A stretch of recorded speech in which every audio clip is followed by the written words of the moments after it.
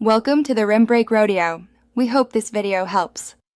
In this video, I will show you how to change your Lexus NX cabin air filter. First, open your glove box on the passenger side. Carefully remove all items from inside the glove box to ensure clear access. Next, locate the small damper arm on the right side of the glove box. Gently detach this arm by pulling it away from its mounting point. This step allows the glove box to swing down further, providing better access for the next steps.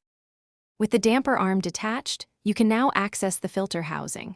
Look for the two tabs, one on each side of the glove box, and gently press them inward. This action will release the glove box from its upper stops, allowing it to swing down fully.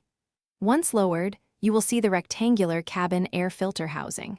Locate the two small clips on either side of the housing cover and unclip them to release the cover. Now that the cover is off, carefully pull out the old cabin air filter. Before discarding it, take a moment to observe the airflow direction arrow printed on its side. This arrow indicates the proper orientation for installation. Take your new filter and ensure its airflow arrow points in the same direction as the old one. Slide the new filter into the housing, making sure it fits snugly and completely. Once the new filter is in place, reattach the housing cover, ensuring the two clips snap firmly into position.